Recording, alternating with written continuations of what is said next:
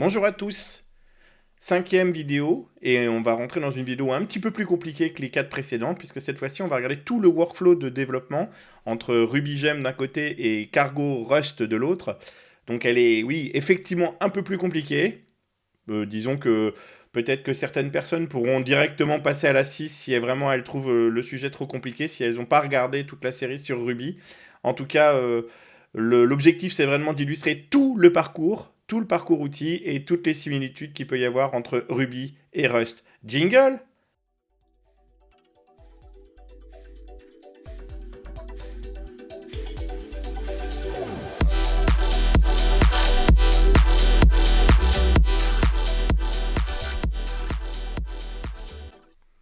Alors, on attaque la cinquième vidéo. Elle est un petit peu plus compliquée que les autres parce qu'elle va avoir pour objectif de remettre en place toutes les briques, essayer de regarder tout un workflow de développement et puis de regarder un petit peu, de comparer une librairie RubyGem d'un côté et une librairie en Rust de l'autre. Donc on va regarder un petit peu à quoi ressemblent les sources de base, hein. C'est des exemples assez simplistes avec un petit calculateur et un petit converteur. Puis on va essayer après de regarder les différents fichiers qui permettent de concevoir un RubyGem ou un crate cargo à partir de ces sources, pour en faire des librairies packagées. Donc, on est parti. La structure du projet, elle est un petit peu différente et on va voir que d'un côté, elle est plus simple que de l'autre.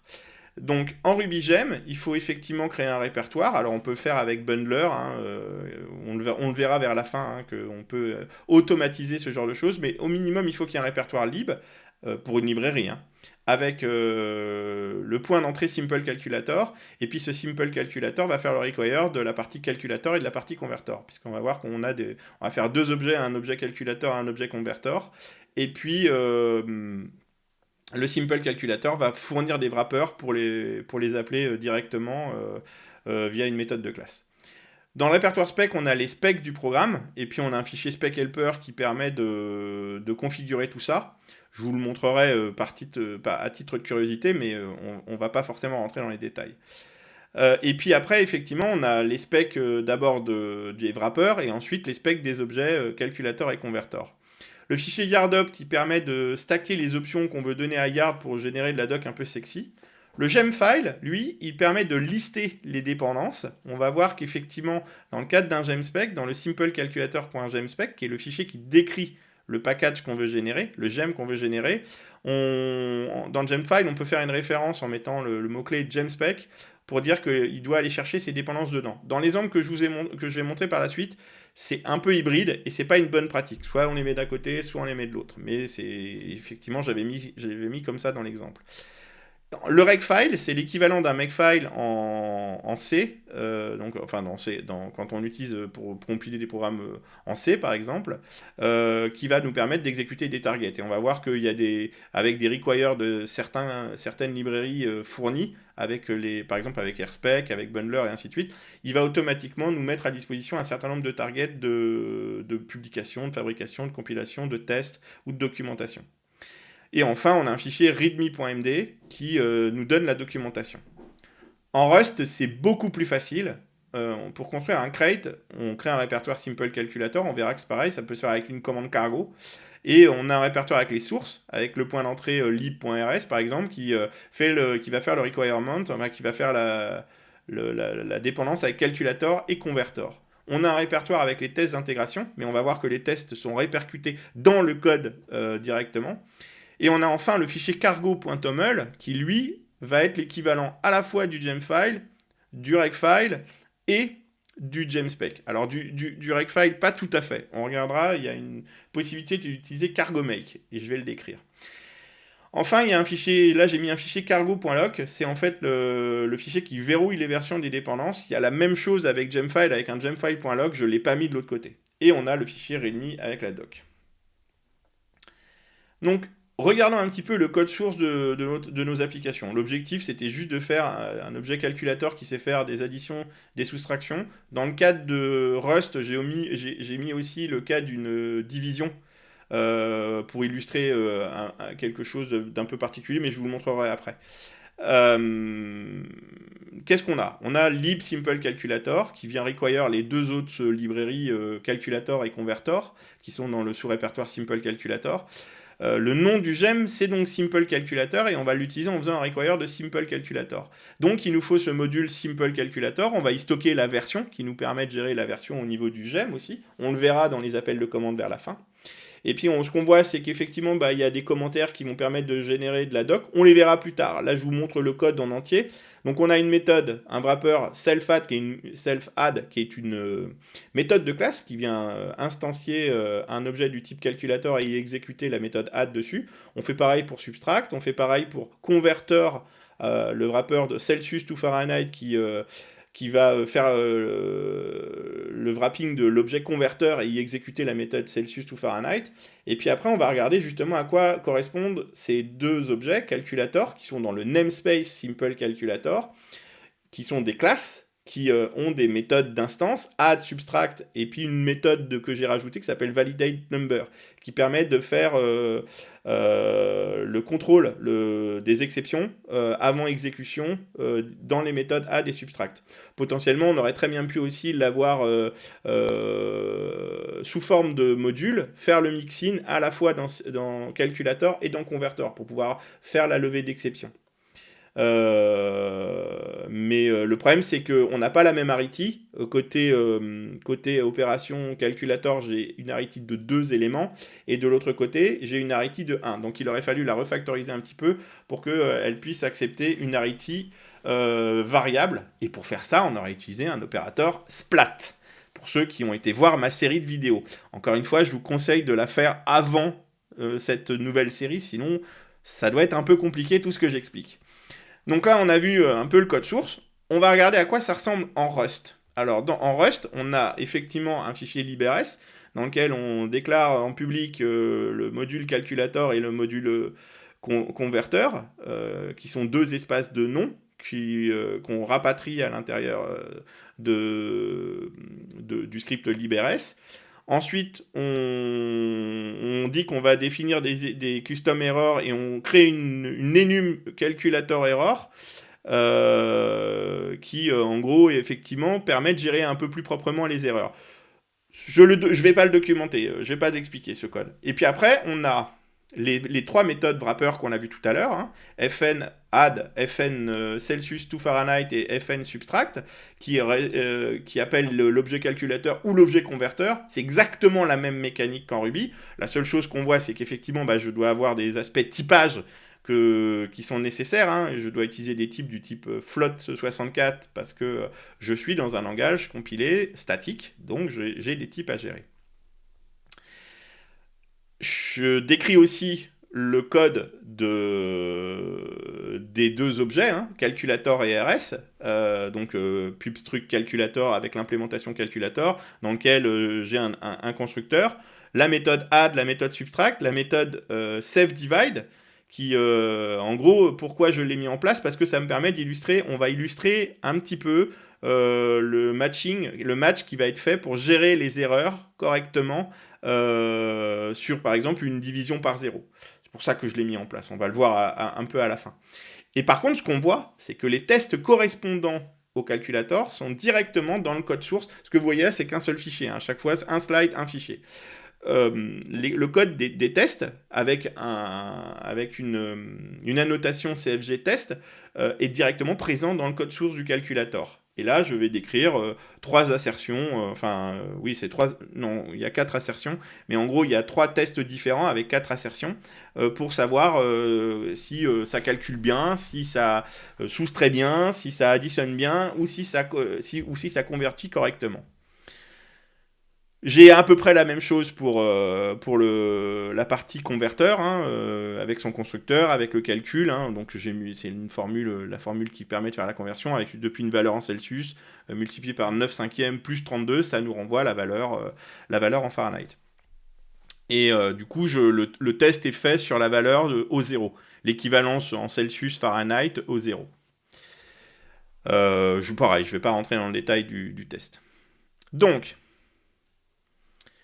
maintenant, on va regarder comment ça va s'intégrer dans le workflow. Et donc, en test, on va commencer par Ruby. Bah là, j'ai quelque chose en... Alors, le spec helper, je vous l'ai mis pour information, on va pas le détailler, parce qu'effectivement, c'était pour vous montrer qu'on avait la possibilité de configurer AirSpec, et qu'effectivement, c'est un composant supplémentaire, donc il faut le contextualiser à l'usage qu'on est en train de mettre en place. Les choses ne sont pas aussi intégrées que dans Rust, c'est ce que j'ai voulu illustrer en vous mettant le spec helper. Maintenant, on va regarder les specs en elles-mêmes. Donc là, on teste à la fois nos wrappers dans Simple Calculator, on teste l'utilisation des objets en eux-mêmes, d'accord. Donc là, je regarde à chaque fois si, quand je fais un calcul, ça donne la bonne valeur, est-ce que j'ai la bonne version, est-ce que j'ai une version définie. Donc là, je le fais avec un langage, AirSpec, qui est ce qu'on appelle un domain specific language. C'est une utilisation de la syntaxe Ruby pour exécuter. Ce qui est intéressant, c'est de se dire que il est utilisable pour faire toute autre chose. J'y reviendrai un peu plus tard. En Rust, finalement, les tests qu'on va avoir à l'extérieur, ce sont plus des tests d'intégration, c'est de savoir comment tout ça s'exécute. Alors là, ils sont un peu redondants de tout ce que j'ai fait.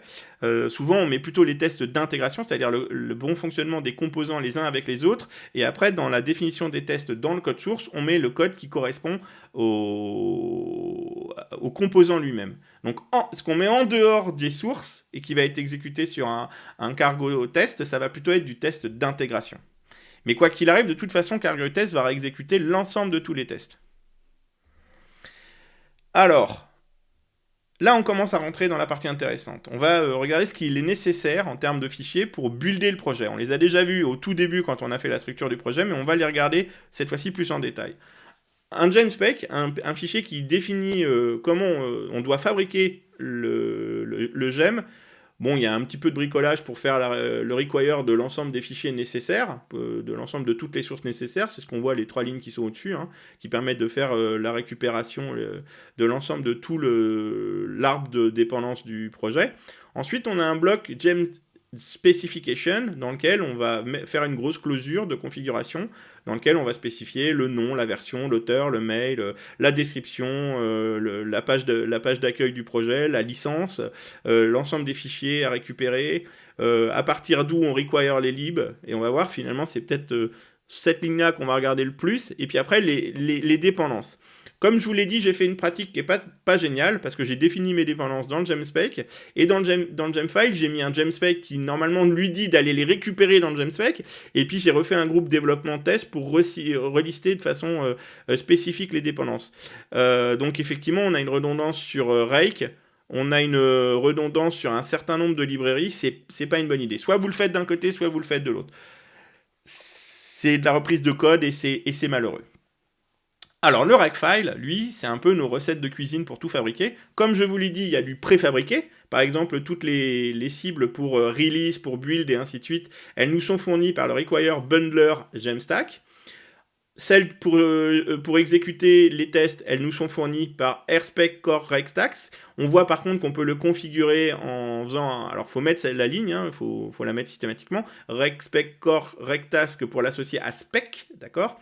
On peut aussi faire un require de yard pour générer la doc, et puis là, dans le cadre de yard, on peut même mettre des options pour lui dire qu'est-ce que tu dois utiliser comme répertoire pour chercher du code, lui dire de générer de la doc à partir de Markdown, comme langage de markup, et puis lui dire de nous fournir la liste de tout ce qui n'est pas documenté. Et puis, on voit une petite ligne en bas qui nous dit la task default, en fait, elle correspond à l'exécution des deux tasks spec et yard. Le fichier yardopt, lui, c'est pour rendre plus beau, plus sexy la doc. Je ne vais pas rentrer du tout dans le détail. Souvent, pour être franc avec vous, le Rakefile, le yardopt et puis le squelette de gemspec, vous le générez une fois pour un de vos projets, puis après vous recyclez, vous faites beaucoup de copier-coller, ou vous utilisez même carrément des outils pour générer vos propres squelettes de gem. C'est la méthode que j'utilise en Ruby. Alors, en Rust, bon bah voilà, il y a un fichier. Il y a un block package au format TOML, hein, un block package avec le nom, la version, l'auteur et ainsi de suite, toutes les informations un petit peu administratives du package, les dépendances de dev, et puis le bloc lib dans lequel on a le pass qui correspond tout à l'heure à ce qu'on avait, hein, le point de départ de notre librairie, et le nom de la librairie. C'est-à-dire le nom d'appel de la librairie via le système cargo et via les crates. Oui, c'est sûr que c'est beaucoup plus light. Alors maintenant, par contre, là, on va regarder comment on va gérer la documentation. Et d'un côté, on a RubyYard, et de l'autre côté, on a RustDoc. C'est un composant extérieur qu'on peut installer ou ne pas installer. À l'époque, c'était RDoc qui était utilisé, maintenant c'est Yard. Donc on peut faire un gem install de Yard où on s'assurer qu'il est dans les dépendances du projet. Donc ça va être directement mis dans le bundle si on fait un bundle install. Ensuite, on va faire un yard doc pour l'appeler, ou alors on l'a bien configuré dans Rake et on va pouvoir faire un Rake yard, ce qui est la bonne pratique. De l'autre côté, bah, c'est à peu près pareil, on a cargo doc, puis là on peut lui dire de ne pas lister les dépendances, d'ouvrir la doc directement en consultation, de potentiellement inclure les éléments de code privé, au niveau de la protection du code, hein, j'entends, et puis donc c'est directement intégré. Par contre, c'est là où on va voir que finalement, bah, là c'est un des points où Ruby est à mon avis un peu mieux que Rust, c'est sur la génération de la doc, parce qu'on a beaucoup plus de paramétrabilité, on peut lister, on peut gérer de façon explicite les paramètres, les retours, le code d'exemple, les exceptions qui sont levées, et donc beaucoup mieux contrôler la façon dont la doc se génère. Côté Rust doc, il la génère très bien, mais elle est beaucoup moins paramétrable. En gros, on ne peut faire que du coding pour générer les exemples et ainsi de suite. Et puis, il faut tout écrire à la main. C'est deux approches, deux écoles. Moi, j'ai pris beaucoup l'habitude d'utiliser Ruby et pour le coup, je le trouve mieux sur la gestion de la documentation. Alors, maintenant, on va regarder les mécanismes pour builder notre projet. On a vu qu'on avait généré notre Regfile, notre fichier Gemspack en Ruby. On installe Rake, où on le met dans les dépendances, on génère notre Regfile. Je vous remets un exemple de Regfile, et ainsi de suite. Il est un peu différent de tout à l'heure. Là, j'ai une task quality qui exec à la fois spec et yard, et puis je dis que ma tâche par défaut, c'est quality. Après, tout le reste est tout pareil. Donc, si je fais un rake tout court, il va exécuter ce qui est dans rake default, et donc il va exécuter quality. Et quality exécute spec et yard. Tout ça pour ça. Et après, on peut lui dire regspec, qui fait explicitement la target spec, recyard, qui fait la documentation de la doc, la génération de la doc, et regquality, qui fait les deux. Rec-T, ça permet de lisser toutes les targets. Donc là, c'est intéressant, quand vous faites les requires de tout ce que vous avez besoin, vous faites un rec-T et vous regardez si vous avez bien récupéré toutes les targets nécessaires. Un jour, on fera du démonstratif. Je ferai une vidéo qui remontre de façon un peu plus démonstrative ce genre de choses avec Rake, peut-être avec Rust aussi. Alors, en Rust, avec Cargo, comment ça se passe? Donc là, cette fois-ci, c'est intégré dans le langage. On va pouvoir effectivement faire un rec new simple calculator lib, d'accord, pour générer le squelette de l'application. Cargo build pour builder, cargo test pour exécuter les tests, tout ce qui est annoté test dans le code et ce qu'il y a dans le répertoire test. Cargo doc pour générer la doc, cargo check pour faire une vérification du code sans compiler, et puis cargo publish. C'est l'équivalent d'un rec release quand vous avez fait le require de toute la partie bundler dans un rec file. Ensuite, on peut faire une personnalisation pour retrouver un peu un équivalent de ce qu'il y a dans Rake pour pouvoir avoir la capacité d'exécuter des targets supplémentaires. Donc on fait un cargo install de cargo make, on génère un fichier makefile.toml dans lequel on décrit des targets, task format, task lint, task test, task doc, CI, et on définit la tâche par défaut qui est CI. Et puis du coup on peut faire cargo make qui va faire CI, cargo make format qui va exécuter la target format. Donc là, on lui dit que ça exécute la commande cargo avec les arguments fmtall. Et puis on fait pareil pour test et CI. Donc ça vous permet de retrouver un peu une facilité qu'il y avait avec Regfile. On avance. Exemple d'utilisation. Donc par exemple, en Ruby, si je veux utiliser mon gem que j'ai buildé, là j'ai fait un gem build où j'ai fait un rec build, rec release ou ainsi de suite, j'ai publié, j'ai compilé, alors je suis même pas obligé de le publier, je peux l'exécuter en local. Donc je fais un gem install de simple calculator, je fais un require de mon simple calculator et puis après je peux utiliser soit directement les méthodes add, subtract, celsius sur les méthodes de classe directement sur l'objet simple calculator, sur la classe simple calculator, pardon. Mais en Ruby tout est objet, donc je ne me suis pas trompé. Soit je fais l'utilisation directe des classes, donc par exemple en utilisant simple calculator, là pour le coup c'est un namespace sur lequel j'utilise comme préfixe à l'objet calculator, enfin à la classe calculator que j'instancie comme un objet, et je fais un pulse de calculator add pour exécuter. Je peux faire pareil sur Celsius to Fahrenheit. Alors, maintenant on va regarder pour la partie Rust. D'un côté, de ce côté, du côté Rust, je fais une installation du crate. Donc là, on va regarder la partie Rust. Donc là, on fait l'installation du crate, cargo add simple calculator. Donc là, l'utilisation, je fais un use de simple calculator dans lequel je vais faire le coding des méthodes, add, subtract, Celsius to Fahrenheit, et puis des deux objets, calculator et converter. Je génère ma méthode main, dans laquelle je fais tous les appels des différentes méthodes, add, subtract, Celsius to Fahrenheit. Je peux aussi instancier les objets calculator et converter, et puis du coup dans le cas de calculator, c'est là où je peux faire l'appel à mon save divide, et ce save divide, il a besoin d'un match parce qu'il est capable d'avoir une sortie d'erreur et une sortie en bon fonctionnement. Donc les OK résultent et erreur de E, et ça c'est fait parce qu'on a un mécanisme de pattern matching. Et puis le converteur, lui c'est directement un appel.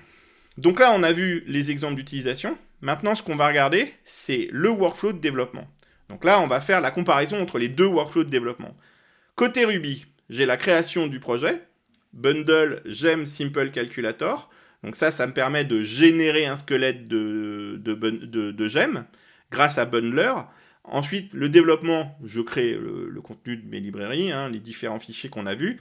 Pour les tests, je fais un bundle exec airspec. Alors pourquoi je fais un bundle exec? Parce qu'avec bundle, je peux m'assurer que je m'exécute dans le bundle de dépendance que je peux rapatrier. Je le récupère avec un bundle update, bundle install, d'accord, pour rapatrier toutes les dépendances. Et puis après, quand je fais un bundle exec, je sais que je suis bien dans une bouteille fermée avec l'ensemble des dépendances de mon projet. Ça, c'est assez pratique pour le coup. Et pour la documentation, je fais un bundle exec yard et je l'ouvre en faisant un open du répertoire docyard, le fichier index.html, qui va me l'ouvrir avec mon navigateur. Pour la publication, je mets à jour mon fichier de version et je fais un rec release. En Rust, cargo new simple calculator moins libre pour dire que je crée un crate du type librairie.